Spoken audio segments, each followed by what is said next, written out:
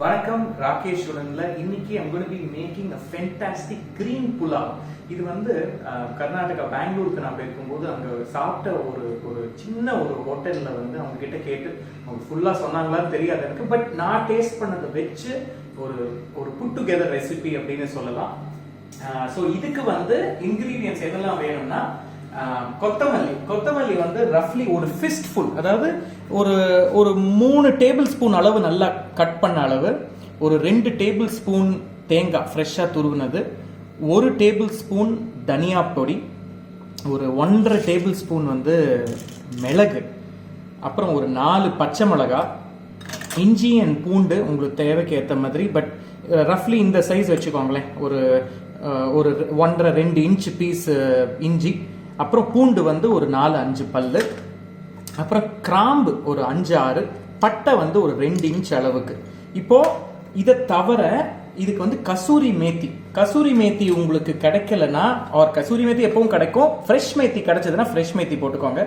ஒரு 2 வெங்காயம் இந்த மாதிரி கட் பண்ணி வச்சிருக்கேன், உருளைக்கிழங்கு தோலை எடுத்துட்டு கியூபா கட் பண்ணது, அண்ட் இந்த ரைஸ் பாஸ்மதி ஆர் ஜீரக சம்பா யூஸ் பண்ணலாம். எனக்கு ஜீரக சம்பா இப்போ வீட்டில் இல்லை இந்த டைமில் ஷூட் பண்ணுறது. ஸோ பாஸ்மதி ரைஸ் ஒரு 2.5 கப்பு அபவுட் 250 கிராம்ஸ் வச்சுக்கோங்களேன். 2.5 கப்பு நல்ல தண்ணியில் வந்து ஊற போட்டு எடுத்து வச்சிருக்கேன். ஸோ ஃபர்ஸ்ட் வந்து எண்ணெய் சூடாயிட்டு இதில் இந்த வெங்காயத்தை ஆட் பண்ணிக்கலாம். அபவுட் 2 டேபிள் ஸ்பூன்ஸ் அளவுக்கு ஆயில். இது வந்து கொஞ்சம் நல்லா வதங்கலாம்.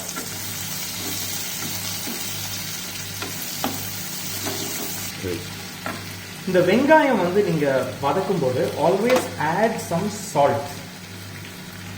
ஏன்னா இந்த வெங்காயம் வந்து ஸ்வெட் ஆகும், ஸோ அதுல வந்து உங்களுக்கு நல்லா குக் ஆகும். அண்ட் இதுல வந்து யூ நாட் லுக்கிங் ஃபார் ரொம்ப அந்த ப்ரௌனா பண்ணணும்லாம் அவசியம் கிடையாது. கொஞ்சம் டிரான்ஸ்லூசென்ட்டா ஆனதுக்கு அப்புறம் you can add the potatoes. இந்த ரெசிபி நான் சொல்றது வந்து it can also be adapted for non veg. அது நான் அப்புறம் உங்களுக்கு சொல்றேன். இங்க பாருங்க, இப்போ இது வந்து ஒரு மாதிரி டிரான்ஸ்லூசென்ட் ஆயிருக்கு.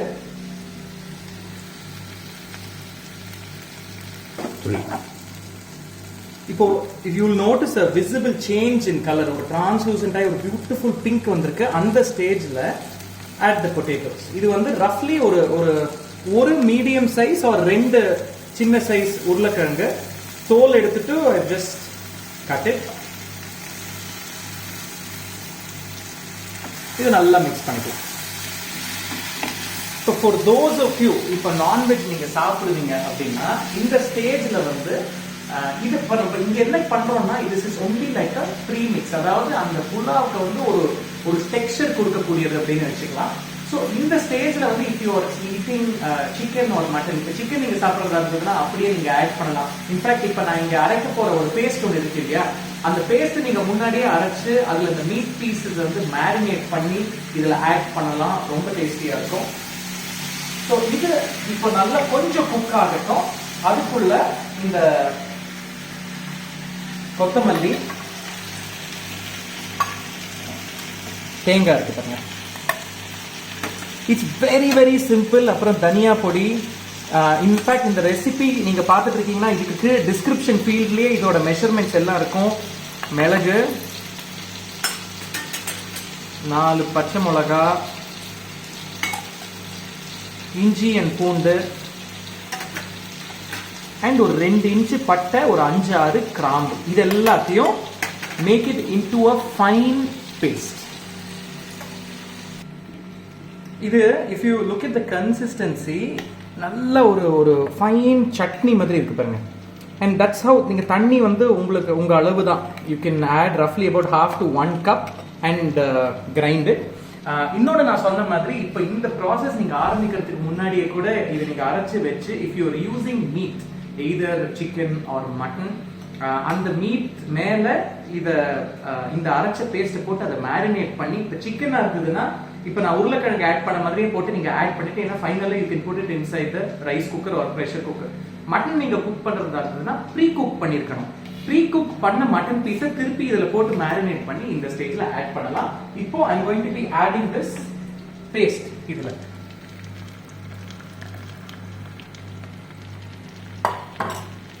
இது வரைக்கும் அடுப்பு நான் வந்து சிம்ல வச்சிருக்கேன்.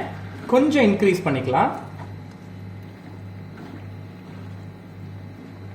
இது வந்து இஃப் யூ இந்த கிரீன் புலாவ் அப்படின்னு சொன்னா நமக்கு டக்குன்னு மனசுல ஞாபகம் வருது வந்து புதினால பண்ற புலாவ் தான். பட் சர்ப்ரைசிங்லி நான் அவங்க கிட்ட கேட்டு பார்க்கும்போது இதுல வந்து புதினாவே இல்ல, கொத்தமல்லி தான் நிறைய இருக்கு, முக்கியமா கசூரி மேத்தி. இப்போ இந்த ஸ்டேஜ்ல வந்து அவங்க அந்த தம்ல வச்சு குக் பண்றதுக்கு முன்னாடி ஃப்ரெஷ் மேத்தி அது வந்து இதுல ஆட் பண்றாங்க. அப்படி இல்லாட்டா இப்போ கிடைக்கல, ஸோ கசூரி மேத்தி நான் ஆட் பண்றேன். நம்ம நீங்க குக் பண்ணதுக்கு அப்புறம் உங்களுக்கே வந்து இதோட அந்த வாசனை வரும்போது யூ வில் நோ நம்ம என்ன மாதிரி யோசிச்சிருக்கோம், நமக்கு என்ன வித்தியாசமா ஒரு வாசனை வருது.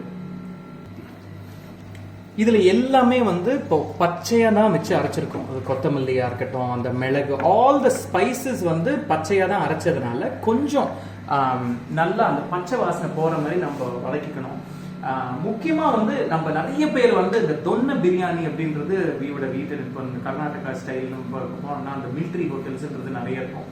அங்க வந்து இந்த தொன்ன பிரியாணி இந்த மாதிரிலாம் ரொம்ப ஃபேமஸா இருக்கும். இது actually this is a vegetarian version of the donne biryani அப்படின்னே வச்சுக்கலாம். பிகாஸ் ரெசிபிஸ் நிறைய இருக்கும், சில பேருக்கு சில இன்கிரீடியன்ஸ் எக்ஸ்ட்ராவா ஆட் பண்ணுவாங்க. இதுலயே வந்து அந்த ஜாதி பத்ரி, ஜாதிக்கா இந்த மாதிரிலாம் ஆட் பண்ணி ஒரு வெர்ஷன் இருக்கு. பட் இது வந்து this is a very simple version, ஒண்ணுமே கிடையாது. உங்களுக்கு பாத்தீங்கன்னா நான் அரிசியை வந்து இங்க தண்ணியில ஊற வச்சு எடுத்து வச்சிருக்கேன். அதை தவிர நம்ம அரைச்சு வச்சிருக்கிற அந்த மசாலா தான் வெங்காயம் and potatoes. That's pretty much it. இப்போ you add the kasuri methi.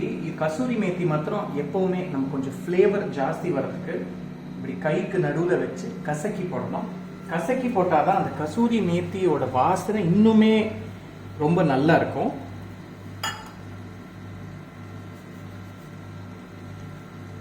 இது தாராளமா போடலாம். ஆக்சுவலி தாராளம் சொல்லக்கூடாது, ஏன்னா ரஃப்லி ஒரு 1.5 to 2 tablespoons வச்சுக்கோங்களேன். ஏன்னா இது ரொம்ப போட்டா கசந்துரும். மிக்ஸ் பண்ணிக்கலாம். இதை மிக்ஸ் பண்ணிட்டு we just have to put it inside the rice cooker in the பாத்திரம் and cook it. ஸோ இப்போ இந்த ஊற வச்ச அரிசி மேல இது அந்த குக்கர் பாத்திரமே தான், ரைஸ் குக்கர் பாத்திரமே தான், அதுலயே தான் ஊற வச்சு வடிச்சு வச்சிருக்கேன். அதுக்கு மேல I am just adding this நம்ம பண்ண மசாலா. இங்கே I wish you can smell it. அவ்வளோ நல்ல வாசனை. அதுவும் முக்கியமாக இந்த கசூரி மேத்தி ஆட் பண்ணதுக்கு அப்புறம் அதோட வாசனை is just fantastic. And if you notice அந்த வெங்காயம்லாம் கூட நல்லா குக் ஆயிருக்கு பாருங்க. இப்போ இதுக்கேற்ற மாதிரி தண்ணி மெஷர் பண்ணி வச்சிருக்கேன். நீங்கள் வந்து ஜீரக சம்பா அரிசி யூஸ் பண்ணுறதுனாலும் பண்ணலாம்.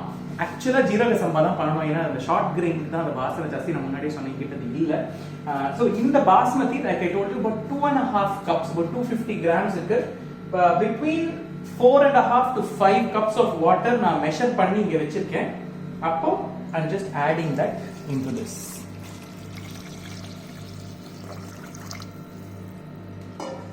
ஒரு மிக்ஸ் பண்ணி பார்த்துக்கோங்க. கொஞ்சம் நல்லா அந்த ரைஸ் வந்து குக் ஆகிறதுக்கு இடைவெளி இருக்கணும். அந்த மாதிரி இருந்தால் தான் உங்களுக்கு நல்ல அந்த லாங் கிரெயின் வரும். இந்த ஸ்டேஜில் வந்து நம்ம முதல்ல நீங்கள் நோட்டீஸ் பண்ணீங்கன்னா நான் வந்து உப்பு வந்து வெங்காயம் வதக்கும் போது தான் ஆட் பண்ணியிருக்கேன், அதுக்கப்புறம் நான் ஆட் பண்ணலை. ஸோ டெஃபினட்டாக உப்பு கம்மியாக தான் இருக்கும். இப்போ நீங்கள் உப்பு ஆட் பண்ணீங்கன்னா உப்பு ஆக்சுவலாக கொஞ்சம் கரிக்கிற மாதிரி இருக்கணும். அப்போதான் அந்த கரிக்கிற உப்பு வந்து சாதத்தில் நல்லா உள்ள போய் சேரும். அப்பதான் வந்து நம்ம, ஏன்னா சில பேர் வந்து உப்பு ஆட் பண்ணிட்டு உப்பு நிறைய ஆட் பண்ணேனே, ஆனா சாதம் அந்த புலாவோ இந்த பிரியாணி சாப்பிடும்போது ஏறவே இல்லையே அப்படின்னு. ஸோ கொஞ்சம் அந்த உப்பு வந்து கரிக்கணும். இப்போ I'm going to add a little more and இதை ரைஸ் குக் பண்ணிக்கலாம். ஸோ இதுல மேல if you notice the kasuri methi அப்படியே மிதக்குது. I'm putting it inside the rice cooker. Close பண்ணி just cook it till it's done. Rice குக்கர்னா problem இல்லை, அதுவே குக் ஆகிடும். பட் வேறஸ் நீங்கள் ப்ரெஷர் குக்கராக இருந்ததுன்னா நீங்கள் பார்த்துக்கோங்க, சில பேர் வந்து 3 விசில் வச்சுட்டு அனுப்பிச்சிருவாங்க, சில பேர் வந்து 2 விசில் வச்சுட்டு 3வது விசில் வந்து குறைச்சி வச்சுட்டு அந்த வர வரைக்கும் வெயிட் பண்ணுவாங்க. So we'll wait until this is done. Okay, wow, look at that. See, இந்த புலாவ் நீங்கள் பார்த்தீங்கன்னா அந்த உருளைக்கிழங்கும் மேலே அப்படியே குக் ஆகி, see how flaky that looks. இப்போ we can take it out and serve.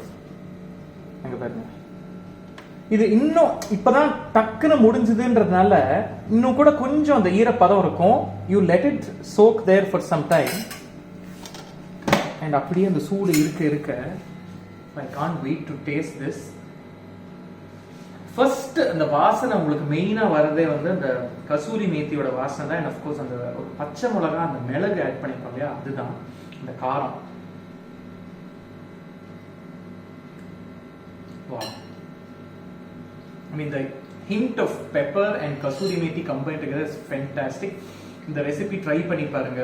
whether you try it with vegetables, இந்த மாதிரி உருளைக்கிழங்கோ இல்லை மீட் போட்டு ட்ரை பண்ணாலும் tag me either Pulao Travels, Rakesh Raghunathan or hashtag cook with Rakesh Raghunathan இருக்கு. இந்த மாதிரி நிறைய interesting recipes, quick and easy recipes நிறைய வந்துட்டு இருக்கு. Stay tuned and continue watching Rakesh. Cheers.